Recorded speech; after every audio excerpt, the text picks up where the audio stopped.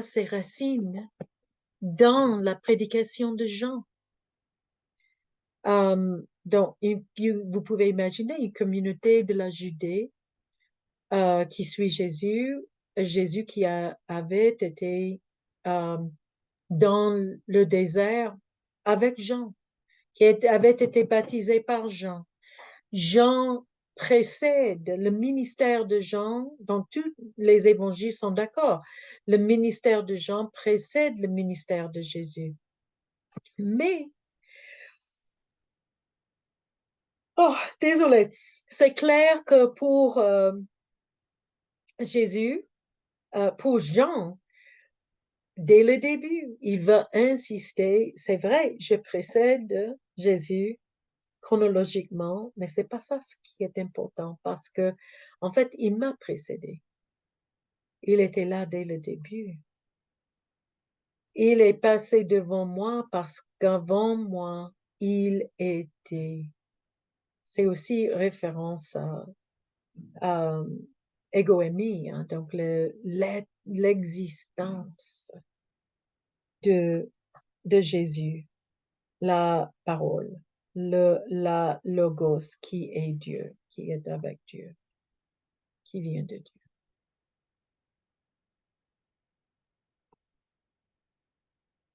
Donc, qu'est-ce qui est souligné ici? J'ai demandé s'il y a des gens qui pensaient que Jean-Baptiste était plus grand, plus important que Jésus. Non, c'est rejeté.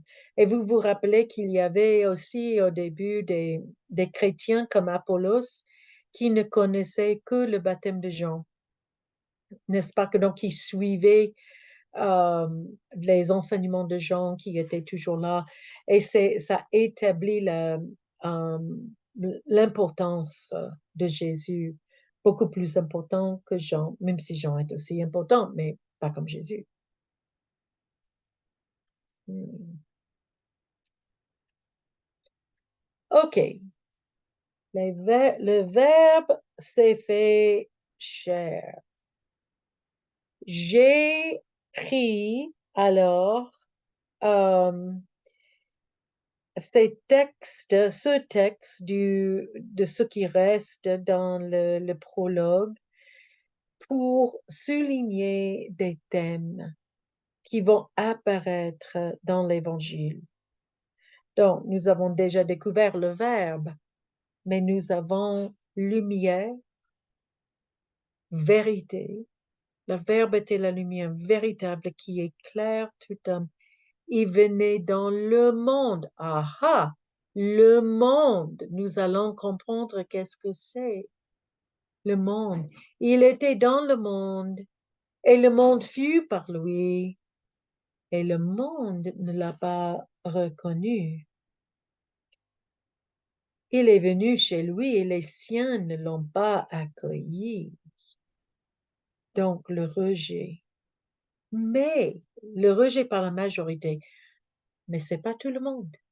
À tous ceux qui l'ont accueilli, il a donné pouvoir de devenir enfants de Dieu. Ceux qui sont nés de nouveau, d'en haut de Dieu, à ceux qui croient en son nom. Ça change tout. On devient de nouveau, des enfants de Dieu qui ont la possibilité de ressembler à leur Père, comme Jésus ressemblait à son Père. Lui qui ne fut engendré ni du sang, ni d'un vouloir de chair, ni d'un vouloir d'homme. Donc, vous vous rappelez que les anciens pensaient que c'était, comment ça se dit, blood clot. Donc, la bulle de sang qui a donné issue à un fœtus. Euh, donc, c'est une naissance complètement normalement humaine. Vouloir de chair, ça joue à plusieurs niveaux, mais c'est le désir sexuel aussi, euh, et ni du vouloir d'homme, hein, parce qu'une femme hein, est présente, mais non un homme, mais de Dieu. Donc, il est euh, complètement unique, hein, n'est-ce pas? Il est unique. Mais dans son unicité, il nous donne la possibilité, comme lui, d'être les enfants de Dieu. Non en reniant notre humanité, en prenant notre humanité lui-même. Nous, on ne renie pas parce qu'il l'a pris. Et c'est ça ce qui suit. Le Verbe s'est fait chair. Le Verbe n'était pas conçu chair dans une manière charnelle. Le Verbe s'est fait chair et a habité parmi nous, nos frères et sœurs, êtres humains. Et nous avons contemplé sa gloire. Gloire qui tient de son Père comme Fils unique, plein de grâce et de vérité.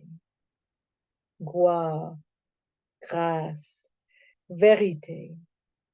Nous avons reçu grâce pour grâce, grâce sur grâce. Quand la loi fut donnée par Moïse, dit-il, la grâce et la vérité sont venues par Jésus-Christ. Alors, ce seront des idées que nous allons découvrir pendant notre voyage dans l'Évangile, hein, selon Jean, toutes ces idées de gloire et de grâce. Qu'est-ce que ça veut dire contempler, voir sa gloire? Euh, comment est-ce sa gloire est révélée? En quel moment? Et grâce et vérité. Grâce qui est don gratuit. Vérité qui est, bon, notre chemin aussi. Et notre vie. Le chemin, la vérité, la vie. Donc, grâce, quand la loi fut donnée par Moïse, nous ne sommes pas sauvés par la loi. Ça se rappelle l'apôtre Paul, n'est-ce pas? La grâce et la vérité sont venues par Jésus-Christ. Et puis, nul n'a jamais vu Dieu, mais le Fils unique qui est tourné vers le sein du Père. Lui l'a fait connaître. Nous avons confiance que même si nous n'avons pas vu Dieu, Jésus l'a révélé complètement, sûrement. Et à travers lui, nous sommes sauvés. On n'a pas besoin d'une connaissance hyper spéciale, d'une initiation dans une connaissance. C'est non. En connaissant Jésus, en ayant une relation avec Jésus, nous avons le salut. Ah,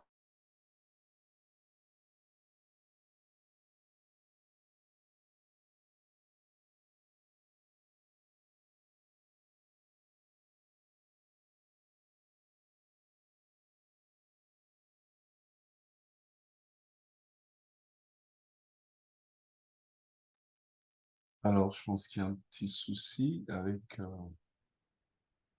la vidéo du pasteur Karen, patientant.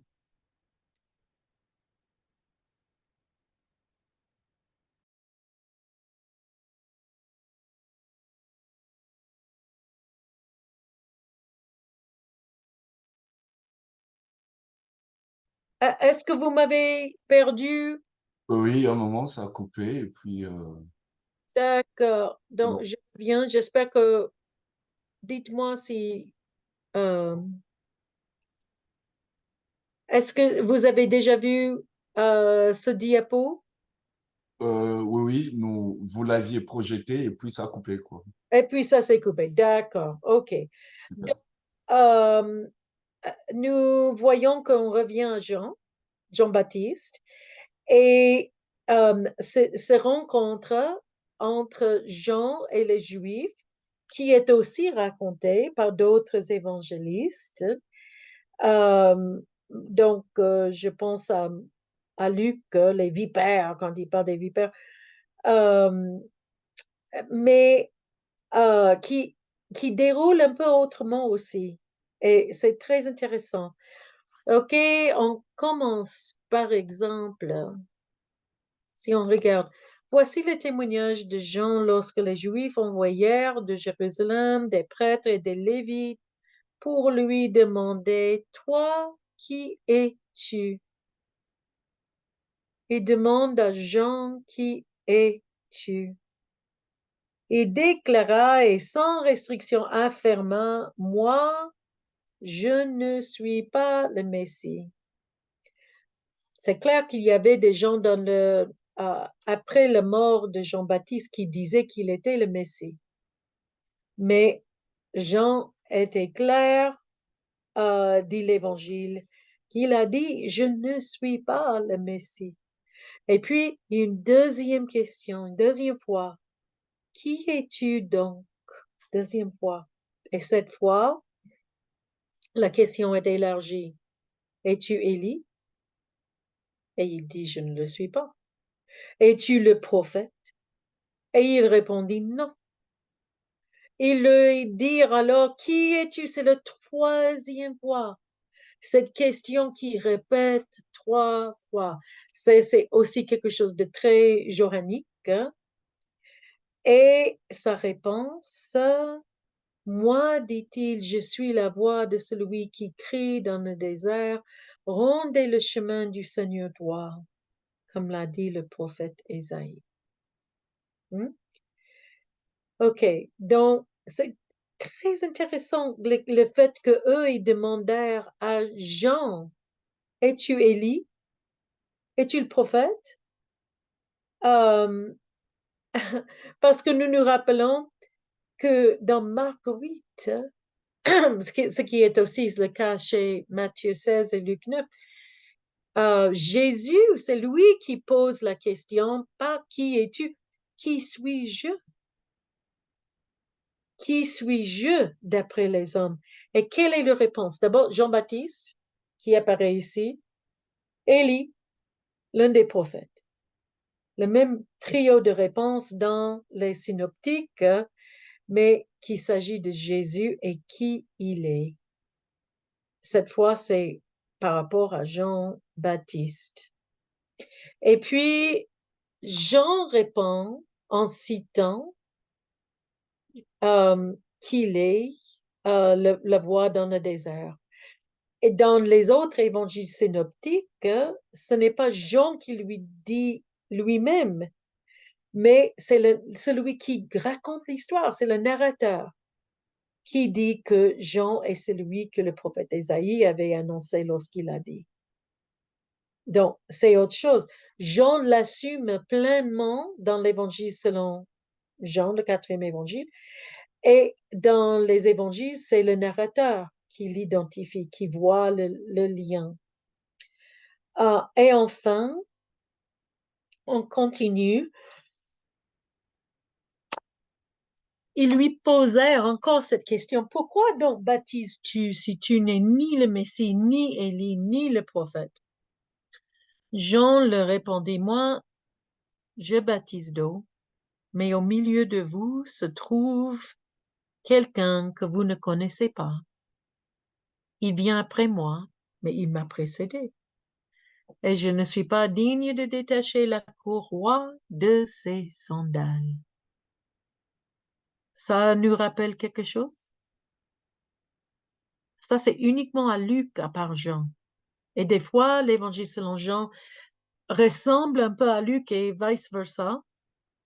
Luc a dit que euh, Jean-Baptiste leur a dit à tous, moi je vous baptise d'eau, mais il vient, celui qui est plus puissant que moi. Euh, ce n'est pas une question de puissance, mais de précédence dans l'Évangile selon Jean. Mais la même chose, je ne suis pas digne de délayer la courroie de ses souliers. Euh, Lui, il vous baptisera du Saint-Esprit et de feu. Euh, Ce qui n'est pas dans le texte de l'Évangile selon Jean. Et puis, dernièrement, enfin, cela se passait où? À Béthanie. À Béthanie, c'est dans le Judée. Toute cette discussion se fait dans le Judée. Donc, dans l'Évangile, la discussion avec Jésus, c'est Césarée-Philippe, donc, qui est très loin de Béthanie, mais ce n'est pas le même épisode, en tout cas, c'est juste une similarité de vocabulaire. Mais tout ce qui se passe à Béthanie, euh, à côté de où Jean baptisait, je vous rappelle que Béthanie aussi est là où est la maison de Marie, Marthe et Lazare. Mais si on se demande quel est le souci, quel est le souci? Encore une fois, c'est la priorité de Jésus, qu'il est plus important que Jean-Baptiste. Même si cette communauté des chrétiens juifs de la Judée était, beaucoup parmi eux étaient d'abord des disciples de Jean avant de devenir disciples de Jésus. Et puis, tout d'un coup, nous avons une telle histoire. Le lendemain, il vit Jésus s'approcher de lui, c'est Jean, et dit, voici l'agneau de Dieu qui enlève le péché du monde.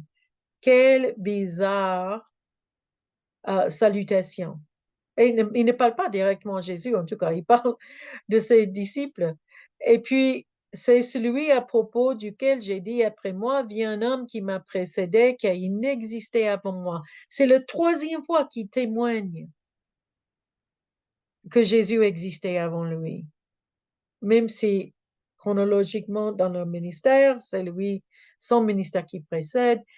Euh, et puis Jean dit, je n'ai pas commenté dans l'autre texte que nous venons de voir, il y a aussi cette question de connaître.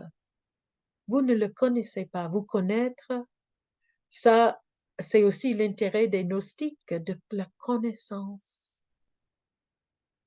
Euh, Jean-Baptiste dit, en fait, moi, je ne le connaissais pas, mais c'est afin de le faire connaître à Israël que je suis venu baptiser d'eau. Donc, il est très clair que ce n'est pas lui qui va maîtriser le mystère de Jésus, mais il le fait connaître à son peuple en venant, baptisant d'eau, anticipant. Et puis, Jean dit, j'ai vu l'Esprit descendre du ciel comme une colombe et s'arrêter sur lui. Encore une fois, je ne le connaissais pas. Celui qui m'a envoyé baptiser d'eau m'a dit, celui sur qui tu verras l'Esprit descendre et s'arrêter, c'est lui qui baptise du Saint-Esprit. Et moi, j'ai vu et j'atteste qu'il est le Fils de Dieu. Oups. Ah oui, ok. L'agneau de Dieu qui enlève le péché du monde. C'est étonnant que nous avons passé de celui qui précède, par lequel tout était créé, et maintenant nous voyons cette image de l'agneau de Dieu et de le péché qui est enlevé, parce que c'est le premier discours de Jean par rapport à Jésus, c'est au début, il parle déjà du sacrifice. Donc, c'est l'agneau pascal, d'abord, qui est sacrifié, Exode 12, mais aussi Exode 29. C'est l'agneau de l'Holocauste qui est sacrifié. Et l'agneau de l'Holocauste qui est toujours, donc perpétuellement offerte à Dieu. C'est dans l'attente de la rencontre devant l'Éternel. C'est là que je vous rencontrerai et que je te parlerai. Donc le souci, c'est de rencontrer Dieu, c'est de trouver où Dieu demeure, de parler avec Dieu, là où il demeure. J'ai oublié de mettre la référence de l'Esprit qui descend du ciel comme une colombe, mais vous vous rappelez l'image de son baptême. Et j'ai une question aussi pour vous. Est-ce que vous avez noté que le texte johannique ne parle pas de son baptême? Non, on ne voit pas son baptême.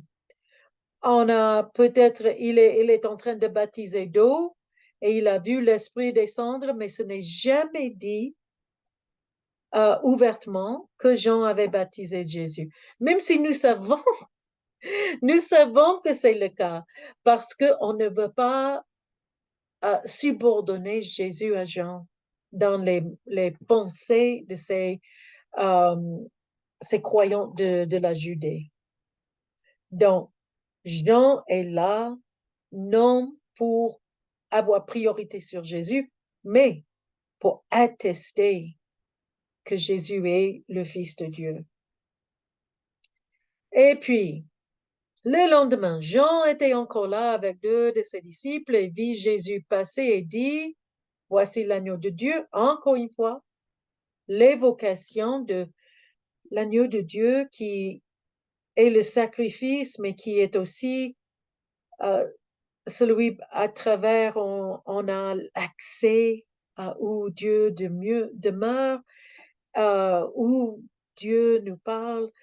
Et donc, les deux disciples, qui étaient des disciples de Jean, ont entendu, et qu'est-ce qu'ils font? Ils commencent à suivre Jésus. Jésus se retourna et voyant qu'ils le suivaient, il leur dit, que cherchez-vous? Puis ses disciples disent, Rabbi, où habites-tu? Où demeures-tu? C'est Ménos. Venez, leur dit-il, et voyez. Venez rencontrer. Venez voir où je demeure. Comme Dieu a demeuré dans la tente de sacrifice. Venez maintenant voir. Et ils y allèrent, virent où Jésus habitait, où il demeurait, et ils restèrent avec lui ce jour-là. On note même que c'était environ 4 heures de l'après-midi quand ça s'est passé. Nous voyons aussi dans ce texte l'importance de deux témoins, les deux disciples qui sont témoins et qui peuvent passer leur témoignage aux autres. Une chose qui est étonnante, c'est que cherchez-vous? Est-ce qu'ils répondent à la question de Jésus vraiment? Nous cherchons quoi? Tout ce qu'ils peuvent dire, c'est où habites-tu? Et vous avez remarqué aussi que Rabbi, l'évangéliste doit montrer que ça veut dire maître. Ça veut dire maître. Donc, sa communauté est éloignée de ses racines juives maintenant. Il y a des gens qui ne parlent pas hébreu dans la communauté maintenant. Mais enfin, venez voir. Comment est-ce qu'on voit? On voit à travers la lumière. Qui est la lumière? Jésus est la lumière. Donc, demeurer avec lui, voir, pour comprendre, pour croire, pour avoir la vie. OK. André, le frère de Simon-Pierre, je sais on a presque terminé. Je voulais vraiment terminer le premier chapitre. Était l'un des deux qui avait entendu les paroles de Jean, qui avait suivi Jésus. Il rencontre Simon, nous avons trouvé le Messie. Et encore une fois, nous avons un verbe, un mot hébraïque qui est traduit en grec, Christ. Donc, quand Simon arrive, Jésus dit tout d'un coup, tu es Simon, fils de Jonas. Tu seras appelé Céphas, ce qui signifie Pierre. Ça nous frappe aussi. Ça nous frappe aussi parce que nous avons une autre histoire dans les évangiles synoptiques par rapport au nom de Simon. C'est au moment de la déclaration à Césarée Philippe. Jésus répond la parole et lui dit, tu es heureux, Simon, fils de Jonas, car ce n'est pas une pensée humaine qui t'a révélé cela, mais c'est mon Père céleste. Et moi, je te dis que tu es Pierre, et que sur ce rocher je construirai mon église, et les portes du séjour des morts ne l'emporteront pas sur elle. Je te donnerai les clés du royaume des cieux. Ce que tu lieras sur la terre aura été lié au ciel, et ce que tu délieras sur la terre aura été délié au ciel. Alors il ordonna aux disciples de ne dire à personne qu'il était le Messie. Dans ce contexte, dans ce texte de Jean, je veux dire, André annonce que Jésus est le Messie. Il le dit. Et puis, Simon arrive, et ce n'est pas du tout de la raison de sa propre mérite que Pierre Simon ait donné le nom Pierre. Pourtant, dans les autres évangiles, dans les évangiles synoptiques, nous voyons ce qui est souligné, c'est que Pierre a compris ce que les autres n'ont pas compris, n'avaient pas compris ou n'avaient pas osé dire au moins. Et dans l'évangile selon Jean, on va souligner euh, la connaissance non de Pierre mais de Jésus, de qui il était, Pierre. Et l'autre chose qui est frappante, c'est ce que André, Pierre, Jésus les rencontre en Judée. Et il semble au moins que ça arrive en Judée. Au moins, avec André, c'était en Judée. Et nous savons que les Juifs de Galilée se déplaçaient en Judée pour entendre Jean-Baptiste. Jésus lui-même l'a fait. Donc, ce n'est pas peut-être étonnant, mais ce qui est important pour l'Évangile, c'est ce que Jésus avait déjà des disciples en Judée. Déjà. Ces deux disciples, bon, un disciple qui n'est pas nommé, André et puis Pierre, déjà en Judée, avant même de lancer l'appel en Galilée, d'après l'Évangile. OK, maintenant, le lendemain, Jésus décida de se rendre en Galilée, donc il doit monter. Il rencontra Philippe et lui dit, suis-moi. Philippe était de Bethsaïda, la ville d'André et de Pierre. Donc, je vous ai montré Bethsaïda, qui est au nord de Galilée.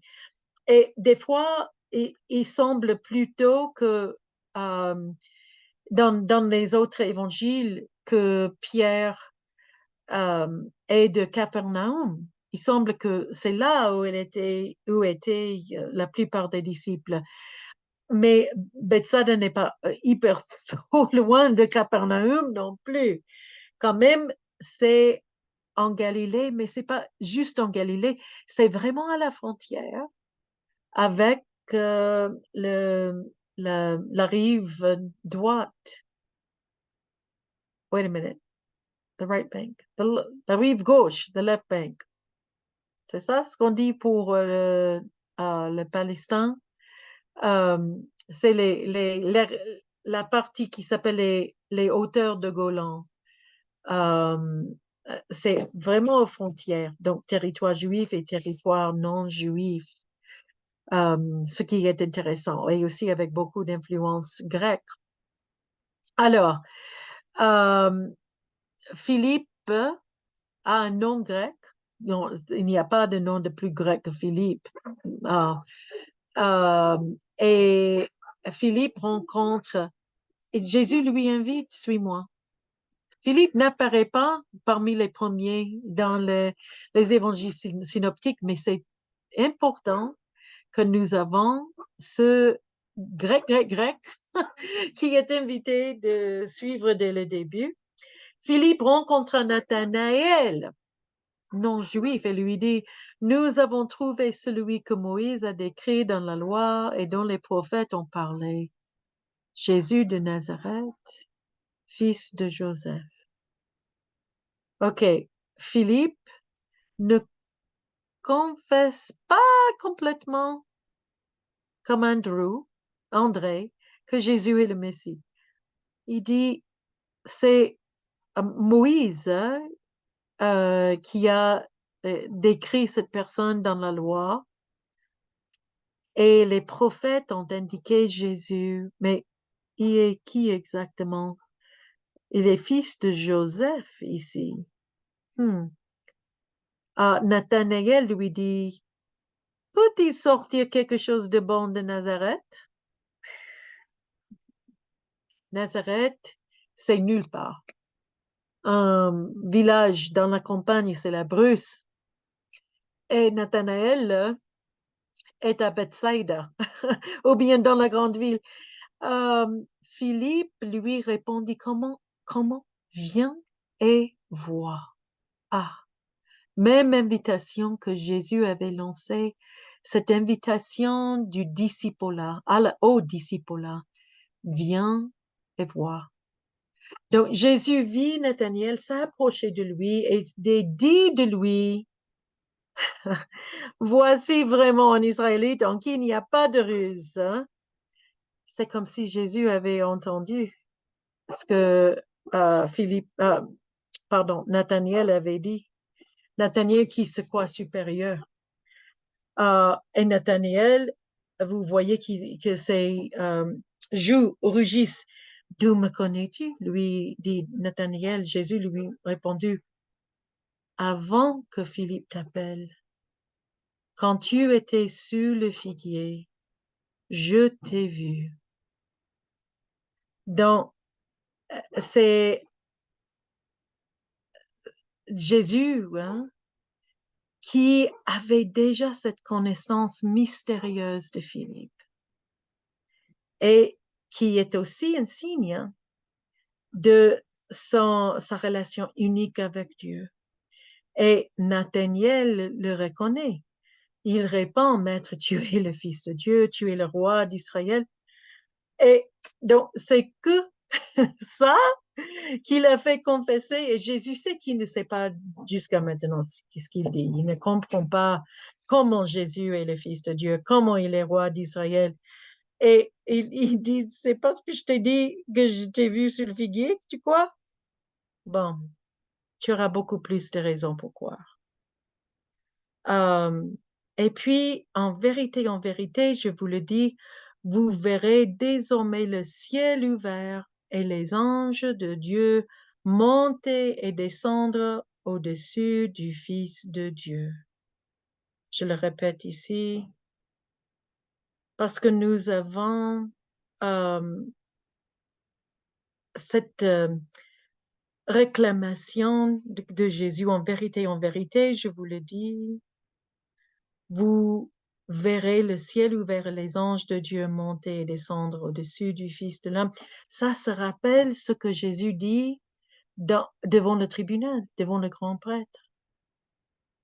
Vous verrez désormais le Fils de l'homme assis à la droite du Tout-Puissant et venant sur les nuées du ciel. Donc, c'est cette question de l'arrivée du Fils de l'homme qui est aussi en Daniel, mais ça évoque également Jacob.